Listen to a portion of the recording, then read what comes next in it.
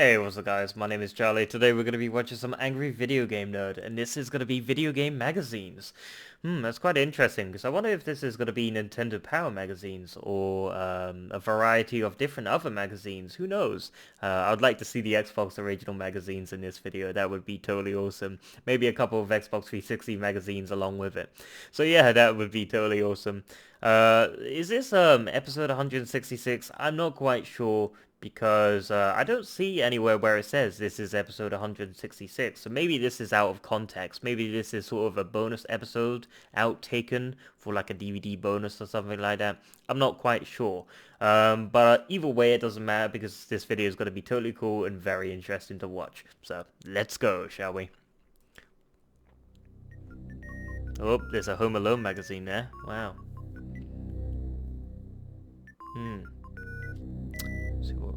Oh, Jesus. Wow. He's gonna take you back to the past to play the shitty games that suck ass. He'd rather have a buffalo take a diarrhea dump in his ear. He'd rather eat the rotten asshole of a roadkill skunk and down it with beer. He's the angriest gamer you've ever heard. He's the angry Nintendo nerd. He's the angry Atari Sega nerd. He's the angry video game nerd. Music never gets old. Yeah, when you were a kid in the 80s and especially the 90s, it was all about running out to the mailbox to find that new issue of that video game magazine, because there was tons of them. They were filled with awesome stuff, previews for upcoming games, new consoles, walkthroughs, codes, and reviews. In the past, I talked about Nintendo Power, so it's about time I talk about the others.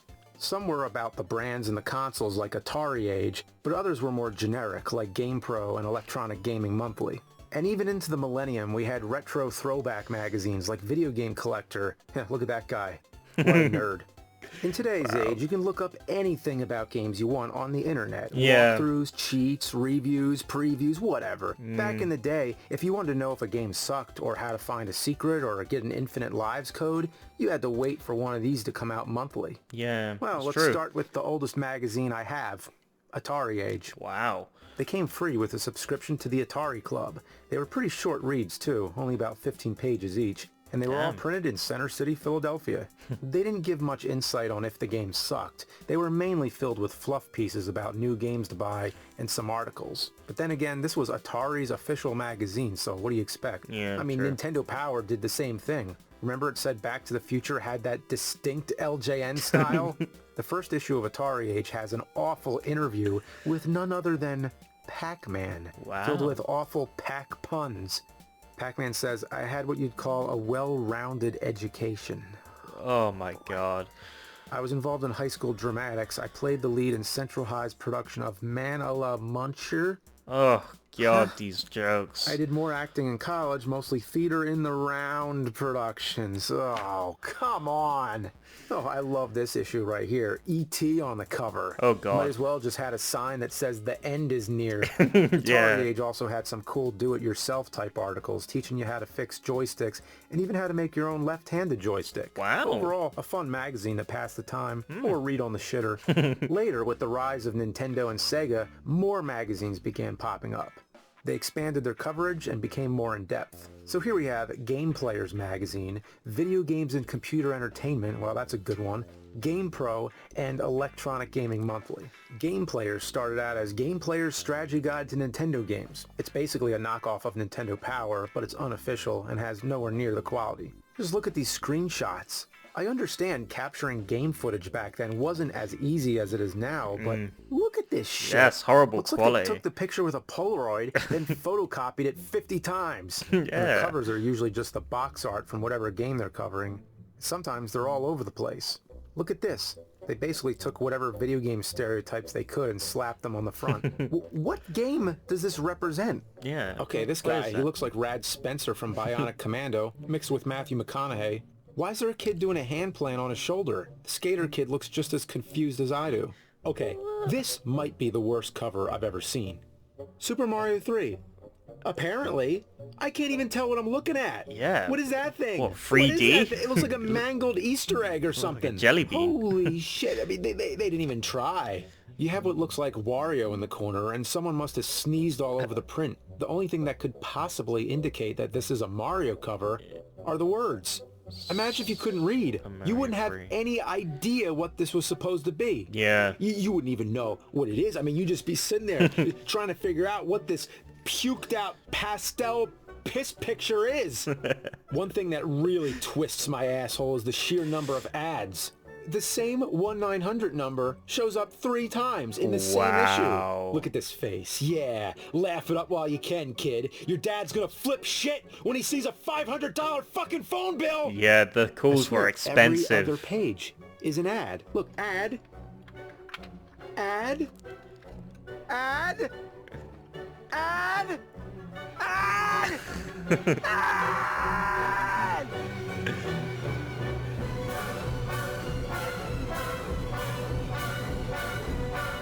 Wow.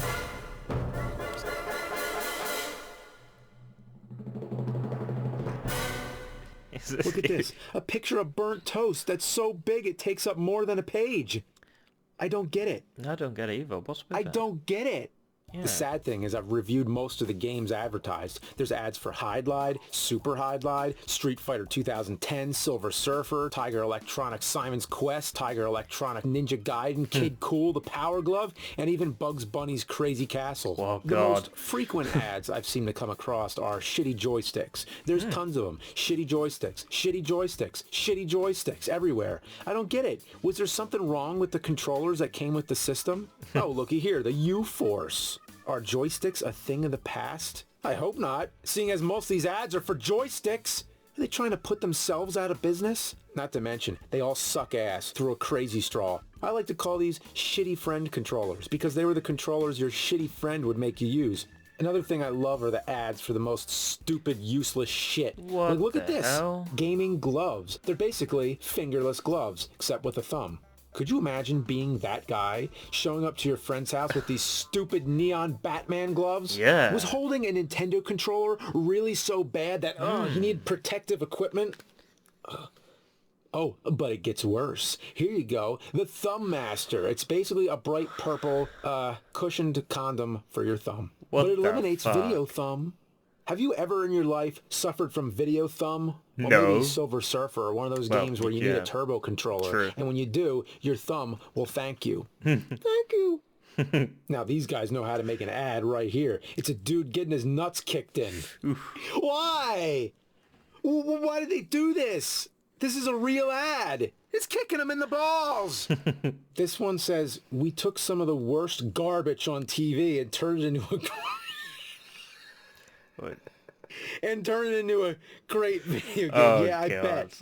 Here's an ad for a Game Boy Light. What really weirds me out is the kid in the back of the car, no seatbelt or anything. What's even crazier is in later magazines, they replaced this ad with real-life people. They put this kid's life in danger just to sell a shitty Game Boy Light. Wow. Oh, look at that. An ad for the line of Game Boy Oh, shit God. from STD. Yeah, best TD. Yeah, I like how the word handy is in quotes. Yeah, they just knew they were jerking off. Speaking of STDs and being handy, there were tons of really adult ads out there too. Just look at some of these. Kick Wow. some balls, monster bone, pray for a full frontal assault, size does matter, and of course, the Sega dick. Wow. PSM even did a swimsuit special. What were they thinking? The articles range from interesting and useful to downright idiotic. One of the best features was the walkthroughs. Like right here, they hand drew all the levels from Super Mario Land on Game Boy. That's impressive. That's pretty cool. Yeah, that Here's is a cool. walkthrough of RoboCop 2 on NES. Man, I wish I had found this when I reviewed it last year. That game made me want to get my dick shot off by RoboCop. Ooh. Here's a letter from a kid who has a sister named Dalsum. He actually sent in her birth certificate to prove it. Hopefully it was a copy. Here, they talk about the Home Alone games and even promote the upcoming movie sequel and the Home Alone phenomenon. Oh, God. Yeah, such a phenomenon. You know that guy right there? He turned out to be a pizza boy. The reviews are always a major part of these magazines. They gave kids the insight on which games were worth their money and which ones they should avoid, like the fucking plague. But sometimes these recommendations are really off the mark. Like right here, Contra 3, a game revered as a classic, one of the best side-scrolling shooters on the Super Nintendo, and they gave it 7s. Then look at this shit. Terminator 2 on the NES, a game that's total shit, and it's got 8, a 9, a 7, and another 8. Are you kidding me? Terminator 2 on NES has better scores than Contra 3? Yeah, I mean, that's like saying I tasted a shit-flavored ice cream. I gave it a 10 out of 10. Yeah, that doesn't good. make sense. Trust me. That's not the only shit thought highly of. Here's Double Dragon 3. Double Dragon 3. Its fun factor has a perfect score. Oh my god. No way. No way. They included the Bimmy and Jimmy screenshot. Yeah, Bimmy and Jimmy. Well, at least the caption has the correct name. Believe it or not, there existed a magazine for the Amiga CD32. Wow. The crazy thing is that the magazine kept coming out long after they stopped making the system. And look at this. They gave Gloom a 92 out of 100. Thankfully, my CD32 is safely burning in hell where it belongs. It's Mario. Man, the memories. It's fun to read these, knowing how the technology evolved. They covered the breakthrough of laser discs, virtual reality, and all the new types of controllers. Here's the shitty Sega activator. God, Damn, yeah, this guy could give Keith Apicary a run for his money. A lot of these magazines came with technology, some being bundled with diskettes and demo CDs. Yeah. For the April issues, GamePro would have a parody section, Lame Pro. This was fun to read. I love Bubonic the Blowfrog and his pal Snails. Yeah, it was stupid, but back then, it was just cool to see people in the gaming industry making fun of games. Here's a piece about the Ultimate Gamer. This guy's no joke. He makes my Nintendo suit look like a cheap Halloween costume. Here's the top 4 hot video game babes, and for the ladies, the top 4 hot video game hunks. The artwork was always great. Well, not always, but sometimes.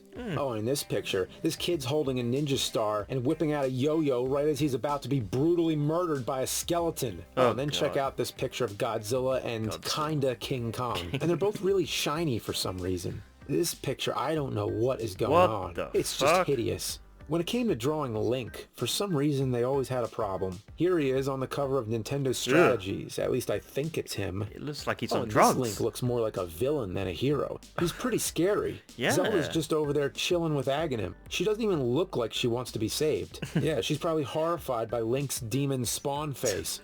This one's not so bad, but Link looks really pissed. Yeah. And this one here, it's like Tim Allen playing Link. Here's some fan art. Some of it is really amazing, yeah. But some of it, as you can see, it's shit. And I know that's not nice like because it's probably some young kid who drew it, but the kid's grown up now, so he can handle it. It's shit. Just flipping through these magazines is like opening up a time capsule. You just can't go wrong. So let's end with a top 5. Okay. It's the Nerd's Top 5 Most 90s Moments in Gaming Magazines.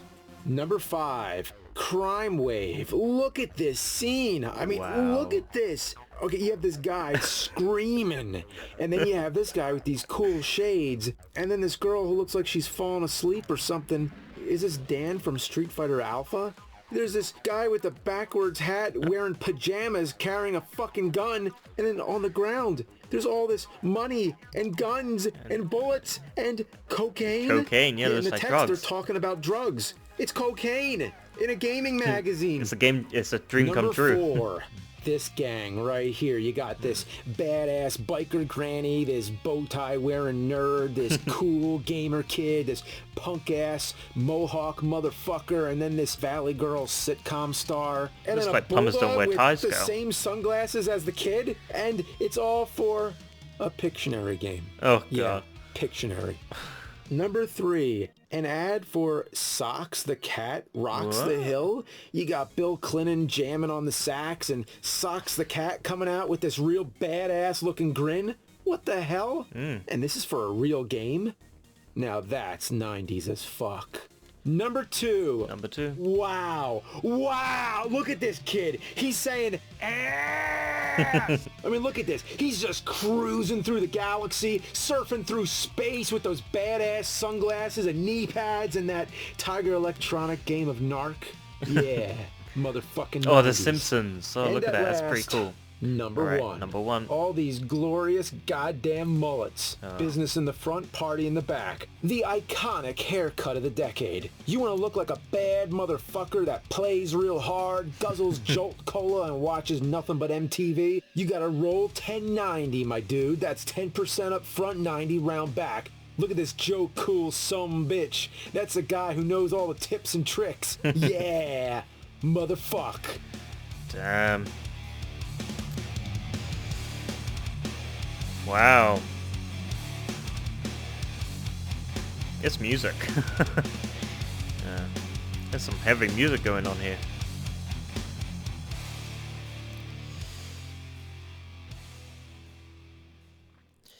Yeah, that was quite interesting, I gotta say. I mean, what can I say about that?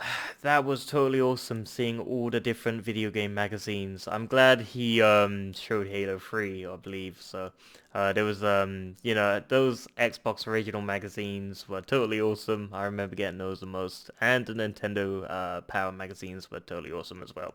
But yeah, some of these video game magazines were really weird. I mean, some of them didn't make sense, but the artwork was really good on some of these. I'm impressed. Um, yeah, I mean it's nice to see the different types of video game magazines. I mean, I didn't know there were so many. Oh, I knew a couple like maybe a PlayStation magazine, an Xbox original magazine, and a Nintendo Power magazine. I didn't know there was a sort of video game magazine for every goddamn console ever created by mankind. I know it's just insane. Uh, but I mean, you know, that's to be expected. Back in the day, well, really back in the day before there was internet, you know, you didn't really have the privilege of going online and searching for all your cheats and walkthroughs and game reviews. You know, you had to buy a monthly subscription to the video game magazines.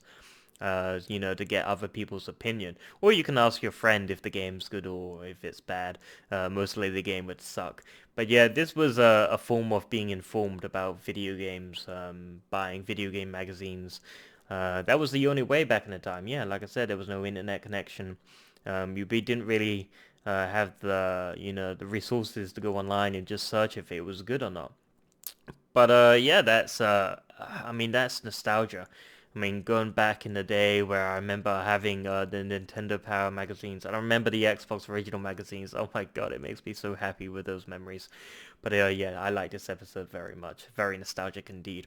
So yeah, if you like this video, make sure to give a like, comment down below, and make sure to subscribe to my channel if you enjoy my content. I'll see you guys in the next video. Peace.